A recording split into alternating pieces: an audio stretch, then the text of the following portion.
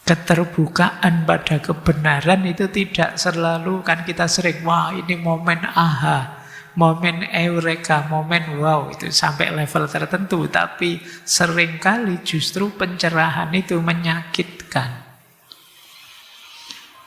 Menyakitkan yang pertama karena ternyata kemarin saya salah.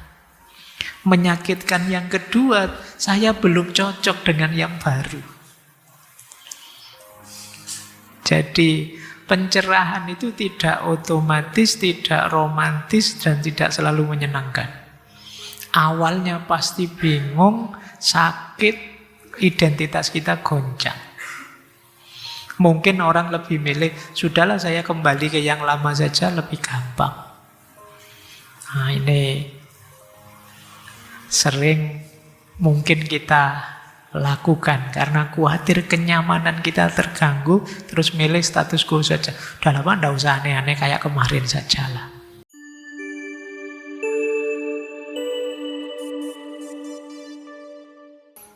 Assalamualaikum warahmatullahi wabarakatuh.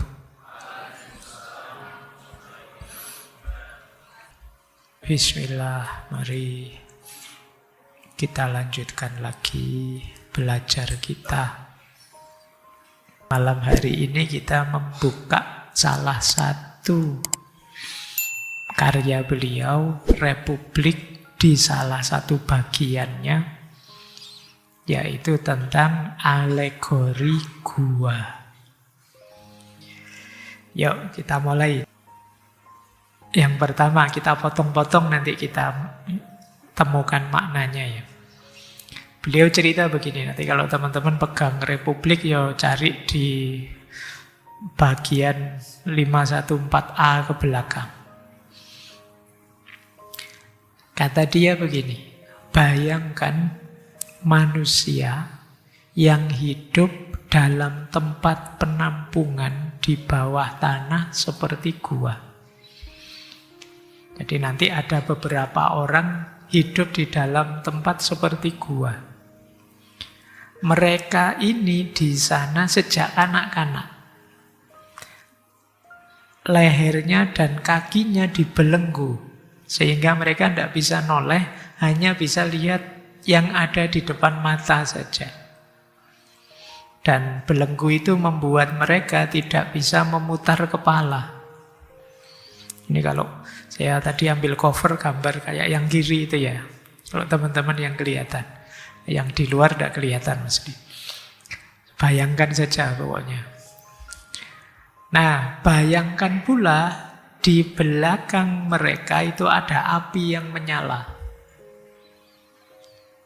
Karena ada api yang menyala, maka kalau ada apa saja yang lewat, itu terus gambarnya tampak di depan orang-orang yang dibelenggu tadi. Jadi karena di depan mereka itu ada temboknya, yang tembok ini ya ada sepanjang tempat mereka dibelenggu. Jadi seperti layar di depan mereka.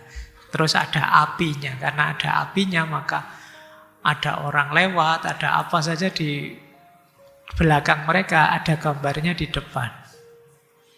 Jadi lihatlah pula orang-orang yang bawa berbagai benda sepanjang tembok itu. Patung-patung bentuknya lain yang terbuat dari batu dan kayu. Pohon-pohon di belakang itu gambarnya ada di depan. Jadi orang ini tidak bisa noleh, bisanya lihat gambar saja yang ada di layar. Terus 515B, Plato cerita, jika mereka dapat bicara satu sama lain, bukankah mereka akan mengira bahwa apa yang mereka lihat adalah benda-benda yang nyata? Jadi orang ini sejak kecil di gua, tidak bisa noleh, hanya lihat ke depan, maka dia lihat bayangan apa saja, ya dianggapnya ya itulah aslinya sesuatu. Wong dia tidak ngerti, misalnya ada kuda lewat, di depan ada gambar kuda yang lewat, itu kan dia tidak tahu aslinya kuda kayak gimana. Ngertinya ya gambar kuda itu. Dan dia akan menganggap gambar kuda itu ya kuda. Oke, kenapa mereka tidak ada kesempatan untuk menoleh ke belakang? Nah, ini bagian pertama. Semoga sudah bisa dibayangkan. Ya kalau tidak bisa dikira-kira lah. Yang penting tahu maksudnya. Ini saya sebut bagian awal ya. Ini persis seperti kita. Kita itu sebagai manusia sering sejak kecil terbelenggu tapi kita tidak sadar. Kita dibelenggu oleh kebiasaan, oleh tradisi, oleh pandangan masyarakat, oleh sistem sosial di sekitar kita. Mana baik, mana buruk, mana benar, mana salah, mana pas, mana tidak pas, mana sopan, mana tidak sopan, itu kan dibentukkan pada kita. Jadi kita tidak sadar, kita merasa ya memang itu yang benar. Padahal sebenarnya kita sedang diarahkan. Yang tampak dianggap nyata, yang populer dianggap benar. Ini sebenarnya kita itu, kata Plato, hidup di level ini. Jadi tidak di level pengetahuan. Kalau pakai minggu lalu, kita hidup di level doksa. Sejak kecil kita sudah begitu, diarahkan semacam itu. Oke, jadi manusia terbelenggu dirinya sejak dia kecil. Dan kita tiap hari asik di situ. Makanya nanti ada kalimat, kita sering berdebat tentang bayangan, tapi lupa mencari sumber cahaya. Kita sibuk lihat kuda lewat di gambarnya, kita sibuk lihat bayangannya pohonnya, kita lupa bahwa dia cuma bayangan, aslinya ada di sana loh, ada di belakang. Yang kita ributkan tiap hari hanya penampakan, hanya citra, hanya tampilan, bukan hakikat. Oke, baik ya. Jadi bagian pertama dari kisah alegori tentang guanya Plato menyindir kita bahwa kita ini sejak kecil sebenarnya makhluk yang sudah terbelenggu. Tapi kita tidak sadar. Kita sudah mengalami conditioning, kita sudah dikondisikan oleh masyarakat kita, dunia sosial kita, lingkungan kita sejak kecil. Terus dilanjutkan kata Plato. Sekarang bayangkan. Oh ya, sekarang sini membayangkan terus ya sekarang, tidak apa-apa lah. Biasanya disuruh mikir, sekarang disuruh membayangkan. Kapan-kapan kita bahas bahwa membayangkan itu sebenarnya salah satu daya uniknya manusia yang tidak ada di makhluknya Allah yang lain. Namanya daya imajinasi. Ini kemampuan yang penting dalam hidup kita tapi sering kita abaikan. Tanpa kemampuan imajinasi mungkin banyak hal dalam agama, banyak hal metafisik akan kita anggap omong kosong saja. Tapi dengan kemampuan imajinasi tertentu, kita bisa menerima, kita bisa menangkap. Nah, sekarang Plato meminjam imajinasi, menyuruh kita membayangkan. Oke, cerita selanjutnya. Tadi kan settingnya. Sekarang bayangkan apa yang akan terjadi jika salah satu dari mereka dibebaskan. Ada satu orang dibebaskan, dipaksa berdiri, disuruh menoleh ke belakang. Terus diajak berjalan keluar melihat cahaya. Apa yang pertama dia rasakan? Kata Plato, bukankah dia akan merasa sakit saat melakukan semua itu? Bukankah dia akan silau dan tidak mampu melihat benda-benda yang sebelumnya dia tahu hanya bayangannya? Saya lanjutkan ya, ini lanjutannya.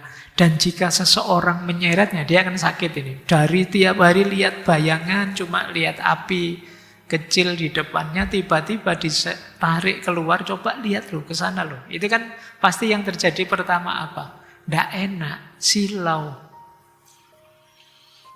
Jadi tidak nyaman. Jika seseorang menyeretnya dengan paksa, melalui gua yang terjal dan naik keluar, dan tidak melepaskannya sampai dia ditarik keluar ke dalam cahaya matahari, bukankah dia akan menderita dan marah karena ditarik?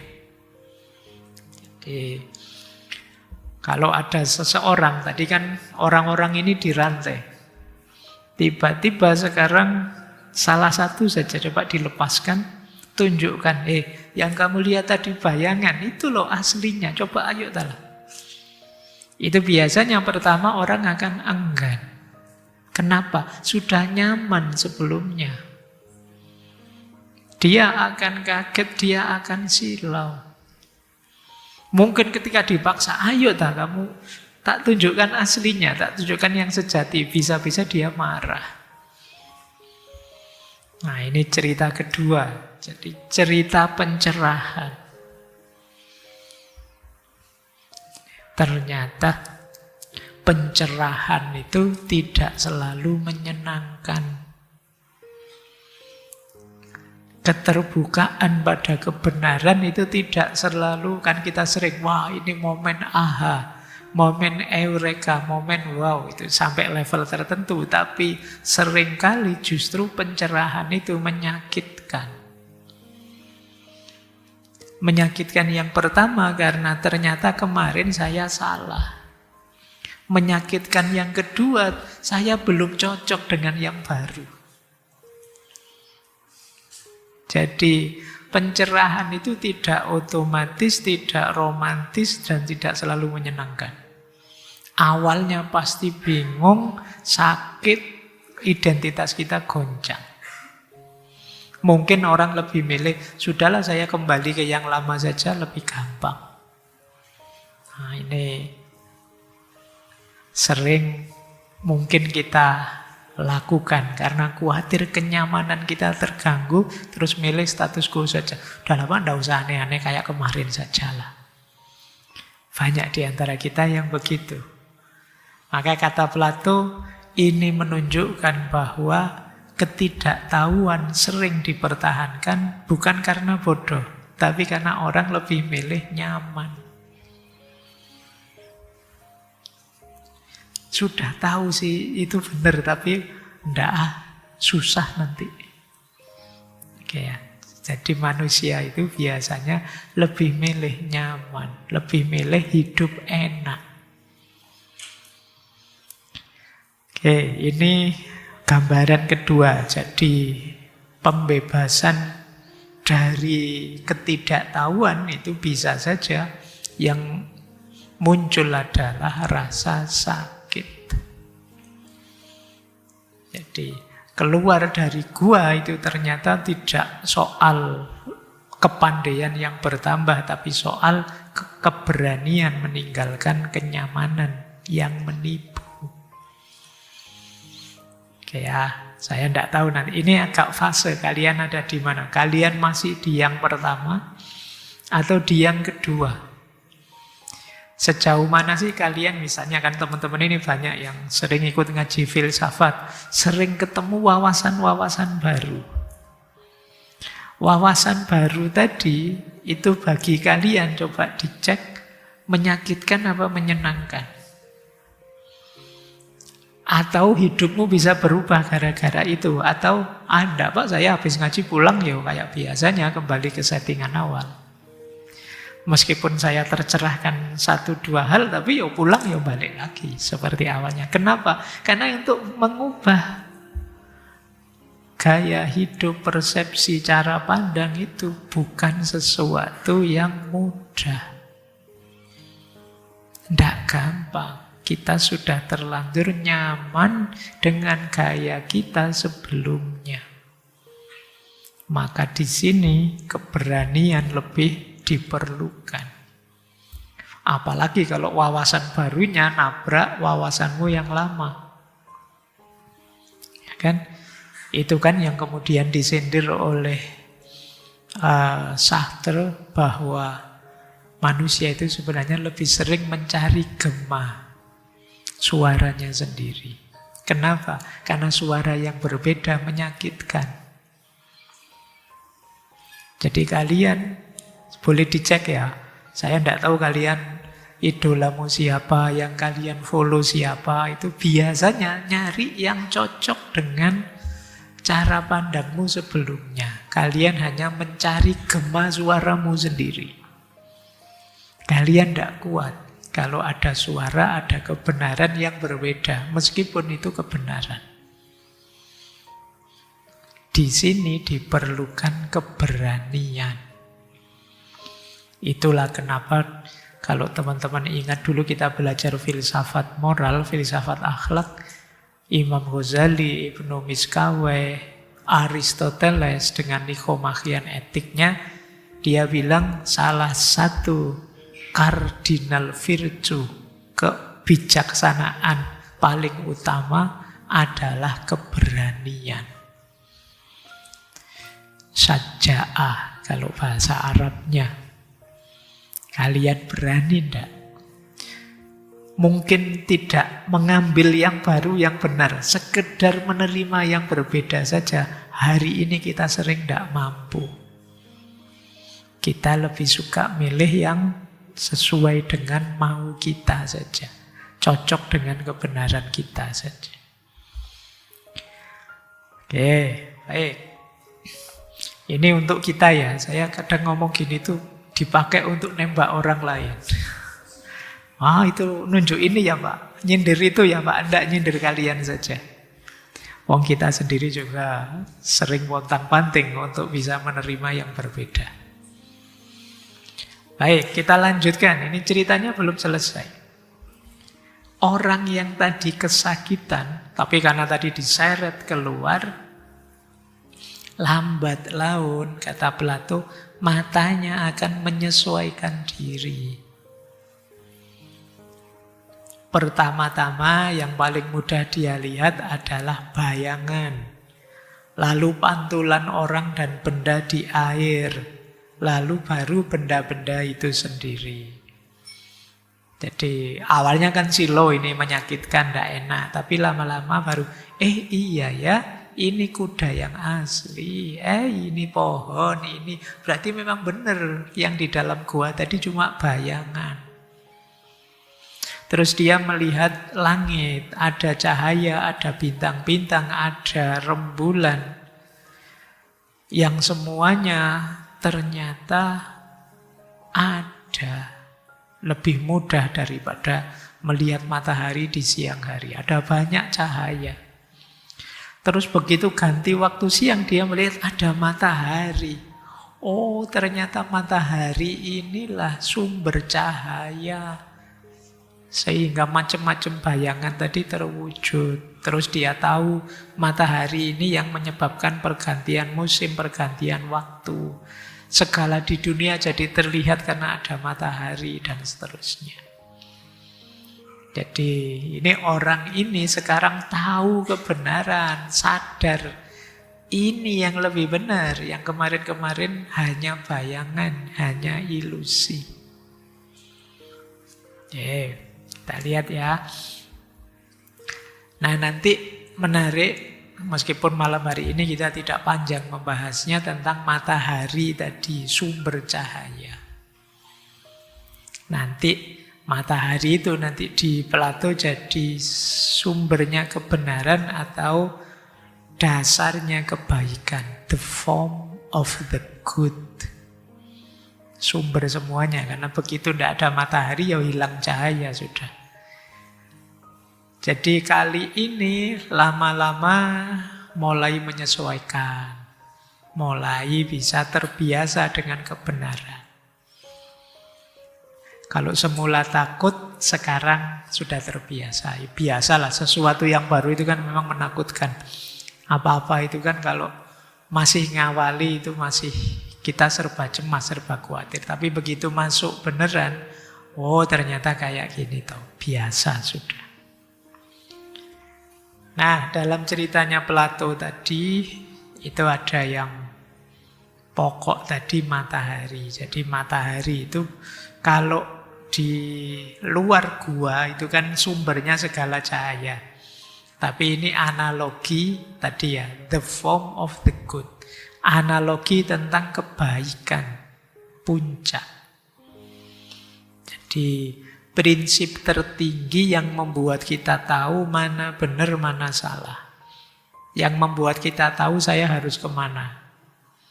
Itu simbolnya matahari. Ini tidak saya jelaskan detail, tapi silahkan nanti teman-teman gali. Kalau dalam Islam mungkin dekat dengan konsep al-haq. Kalau dalam filsafat Jawa dekat dengan kasunyatan. Kalau Taoisme ya kayak Tao. Kalau Hinduisme mungkin Brahman. Jadi ini kebenaran yang hakiki. Nah, itu disimbolkan oleh matahari. Kalau orang sudah kenal ini, ya dia kenal sudah puncaknya kebenaran. Mungkin ada yang tanya, kok tiba-tiba jadi religius, Pak? Jadi spiritual. Memang Plato ini setelah gurunya dieksekusi, setelah Socrates dieksekusi itu banyak mengembara. Sampai ya yang paling terkenal ya ke Mesir, yang di sana tradisi spiritualitasnya agak lumayan tinggi. Ada yang bilang sampai juga ke India, tapi ini masih debatable. Tapi yang jelas beliau berkenalan dengan banyak kearifan timur. Itu yang membuat gagasan-gagasannya rasanya kok malah lebih dekat dengan agama-agama. Agak beda nanti dengan muridnya Aristoteles yang lebih realistik. Baik. Jadi akhirnya terbiasa. Apakah ini selesai? Tidak. Masih ada tahap selanjutnya. Di fase ketiga kan sudah kenal kebenaran. Tapi terus orang ini yang sedang di luar gua tiba-tiba ingat teman-temannya. Ketika dia mengingat kondisi sebelumnya dan pengetahuan yang ada di dalam gua, termasuk para tawanannya, kata Plato, bukankah dia akan merasa bahagia atas perubahan yang terjadi padanya dan merasa kasihan pada mereka yang masih di dalam gua? Wah, kasihan teman-teman saya, masih tertipu dia di dalam gua. Dia cuma lihat bayangan, dianggapnya sejati. Akhirnya apa? Terus kembali ke dalam gua. Turun lagi ke dalam gua. Dan jika dia turun kembali dan duduk di tempat duduknya yang sama, bukankah matanya akan dipenuhi kegelapan setelah tiba-tiba datang dari matahari?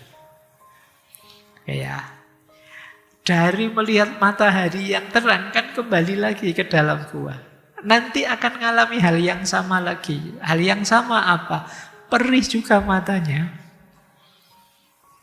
Begitu masuk ke dalam ya dia buram lagi matanya. Harus adaptasi lagi. Oke. Dan jika dia harus bersaing lagi dengan tawanan yang tidak pernah bergerak dari belenggu mereka dan menilai bayangan-bayangan itu, sementara penglihatannya masih kabur, bukankah dia akan menjadi bahan tertawaan? Dari tahu kebenaran masuk ke gua lagi, seperti teman-temannya dia lihat gambar. Tapi sekarang kan ini karena sudah dapat cahaya yang terang, di dalam ini agak buram. Ya kalau tidak percaya nanti kalian masuk kamarmu, setelah lampunya terang kamu matiin, plek, itu kan kamu agak remeng-remeng, penglihatanmu juga agak buram. Orang ini juga begitu. Sebenarnya dia ingin menyadarkan teman-temannya, tapi di tahap awal dia buram. Jadi ini nanti ada analoginya. Karena dia tidak jelas, akhirnya dia malah jadi bahan tertawaan. Mereka akan berkata, dia naik ke atas hanya untuk kembali dengan mata yang rusak. Orang-orang bilang bahwa ternyata naik ke atas itu tidak ada gunanya. Jadi kan ini burem ini. Terus karena burem dia tidak bisa menjelaskan detail. Ini gambar apa, ini tentang apa, penglihatannya burem, diketawain sama teman-teman. Alah kamu capek-capek keluar, capek-capek ke atas, malah ngaco kayak gini, ngomong tidak jelas, tidak karu-karuan. Mending kita ini loh yang aman, santai, tidak macem-macem, kamu pakaian pola. Oke ya, jadi ini diketawain oleh teman-temannya. Bahkan jika mereka dapat menangkap orang yang mencoba membebaskan mereka dan membawanya ke atas, bukankah mereka akan membunuhnya? Bahkan mungkin dia diinterogasi, siapa sih yang ngajak kamu keluar ke atas? Siapa sih yang tadi nyeret kamu keluar? Orang sesat mesti itu, cari saja ini. Bila perlu dibunuh. Ini sebenarnya mengarah pada gurunya Sokrates yang mengalami eksekusi karena menyebarkan kebenaran. Yang terbunuh kan. Jadi kan ini menyindir itu sebenarnya. Nanti orang-orang yang belum tahu kebenaran ini mesti akan tanya-tanya siapa yang bawa kamu ke atas. Siapa yang memberi saran kamu agar keluar. Siapa yang membuat kamu menoleh ke belakang. Ini orang bahaya, ini orang sesat ini. Bila perlu cari orang itu, bunuh. Ini yang mengacaukan pikiranmu. Oke, ya, ini fase keempat. Orang yang sudah melihat matahari kembali ke dunia bayangan, ya memang dia perlu penyesuaian lagi. Dia sudah tidak canggih lagi bermain dalam ilusi. Dia sudah ketemu kebenaran yang lebih tinggi.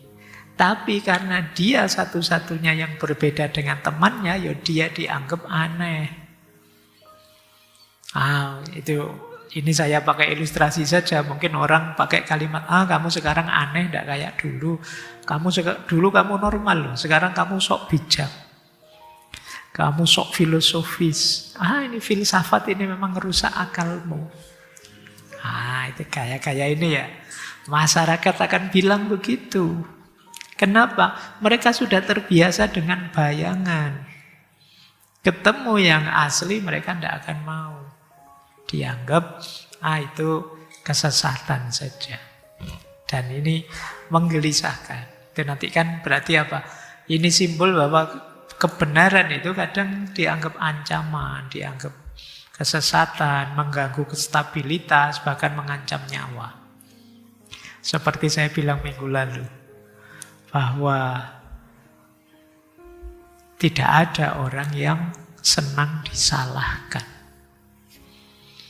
Kita perlu kritik, tapi ngaku saja kalau kalian dikritikkan panas hatimu. Dan itu sederhananya begitu sebenarnya. Hanya orang-orang pemberani, orang hebat, orang yang hatinya luas, yang siap menerima kritik. Kalian mungkin kalau ada orang dikritik ngamuk, kalian marah. Padahal mungkin kalian setipe saja. Kalian mungkin posting apa gitu, terus ada yang komentar satu jelek, itu kan kamu mesti panas. Ini orang nggak ngerti apa-apa ngomong kayak kamu sekali ngomong begitu. Kamu mesti panas juga. Kenapa? Dikritik itu tidak enak. Disalahkan itu menyakitkan karena kita punya fitrah kebenaran. Kita punya citra sendiri bahwa kita itu orang baik, orang benar. Hampir semua kita mencitrakan diri kita kan begitu. Saya ada salah-salahnya sih Pak, tapi sebenarnya saya itu baik Pak. Hampir semua begitu. Mahasiswa yang paling males pun kalau ditanya, kamu kok jarang masuk? Sebenarnya saya itu rajin Pak. Tapi ada saja halangan. Kamu gitu, kenapa? Kamu tidak mau dicitrakan jelek. Itu masyarakat sudah biasanya begitu sudah. Sama seperti orang dalam gua ini. Karena dia sudah terbiasa melihat bayangan, Ditawarkan yang sejati dia tidak akan mau. Dianggapnya itulah yang sesat. Ini ganggu stabilitas saja. Kita sudah enak-enak kayak gini. Direpotkan saja. Nah, jadi itu yang terjadi. Pada akhirnya bisa saja sih orang-orang ini kemudian malah dibunuh, para penyebar kebenaran ini. Hidupnya terancam, diteror dan lain sebagainya oleh orang-orang yang sedang nyaman dengan hidupnya. Karena kuncinya kan ini, yang susah itu tidak semua orang ingin merdeka. Sebagian orang lebih nyaman menjadi tahanan saja. Kalian milih mana? Ini coba nanti kamu pikirkan ya. Kamu bebas melakukan apa saja tapi miskin. Atau kamu di penjara tapi semua kebutuhanmu dipenuhi. Kamu milih mana? Yuk. Oke ya. Ini agak susah jawabnya. Kamu milih bebas tapi tidak punya apa-apa, ya terus ngapain, Pak? Tapi punya segalanya, tapi kok ya di penjara. Nah, silahkan kamu pikir ya. Ini anunya banyak, argumentasinya banyak, tapi silahkan kamu nyari sendiri kapan-kapan kita bahas tentang kebebasan dan kemerdekaan. Karena tidak banyak orang sebenarnya yang ingin merdeka. Sebagian besar orang ingin nyaman saja, meskipun menjadi tahanan. Ini pertanyaan lagi yang berhubungan dengan tadi. Mengapa kebenaran yang menggelisahkan harus kita anggap lebih baik daripada kenyamanan tapi yang ilusi, yang tidak benar? Mungkin tadi kan teman-teman ada yang bilang, Pak, hidup itu kan nyari tenang, Pak, nyari nyaman, Pak. Kalau sudah nyaman kan sudah. Kenapa kok di Plato ini rasanya kebenaran yang menggelisahkan itu lebih berharga daripada kenyamanan yang tidak benar? Tidak benar tapi nyaman. Korupsi tapi tenang saja. Kemudian menyakiti orang tapi ya masih bisa cengenges-cengenges. Nah, ini namanya kenyamanan tapi tidak benar. Kenapa kok ini levelnya di bawah kebenaran meskipun menggelisahkan? Karena memang kebenaran seperti tadi sering menyilaukan. Ini jawabannya bisa psikologis, bisa etis, sosial. Kalau secara psikologis, ya ilusi mungkin bisa menenangkan, tapi dia sedang menunda saja masalah. Membuat kita defensif dan kita akan mudah hancur. Kenapa? Karena kebenaran itu sulit disangkal. Jadi misalnya yuk kita sepakati ya, 1 tambah 1 5. Kita sepakati di antara kita saja misalnya. Pokoknya kita nyaman dengan 1 tambah 1 5, kan begitu. Tapi itu pasti tidak akan tahan lama. Kita sedang menunda saja. Pada saatnya kita akan hancur ketemu kebenaran yang sejati bahwa 1 tambah 1 2. Jadi kita sedang menunda konflik, menunda persoalan. Hanya milih ketenangan sementara, tapi kita sedang menghancurkan hidup kita jangka panjang. Kebenaran mungkin menggelisahkan, menimbulkan ketegangan dalam pikiran, disonansi kognitif, ada rasa tidak nyaman, mungkin ada krisis identitas dari kebenaran lama ke kebenaran baru. Tapi justru setelah badai kegelisahan itu, kita akan tumbuh, kita tambah dewasa, kita tambah kuat, kita tambah bercahaya. Jadi ini secara psikologis tetap lebih berharga kebenaran meskipun menggelisahkan daripada kenyamanan yang tidak benar, yang ilusif. Secara sosial, ketidakbenaran yang meskipun nyaman itu biasanya dipertahankan dengan menyangkal, dengan mencari pembenaran, kadang-kadang dengan mengorbankan sesuatu atau seseorang. Jadi jatuhnya lebih berat, lebih capek. Kan sering ada orang bilang, begitu kita bohong, siap-siaplah untuk berbohong lagi, untuk menutupi kebohonganmu sebelumnya. Lebih capek.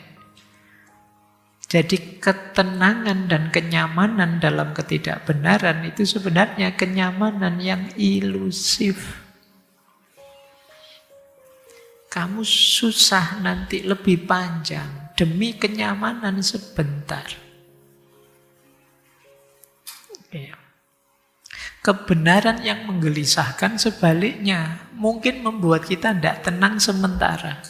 Tapi dari situ nanti muncul keadilan, dari situ sistem jadi diperbaiki, dari situ semua selamat jangka panjang. Itulah kenapa kalau ditimbang, dinilai, kebenaran yang menggelisahkan itu lebih baik daripada kenyamanan yang ilusif, yang tidak benar.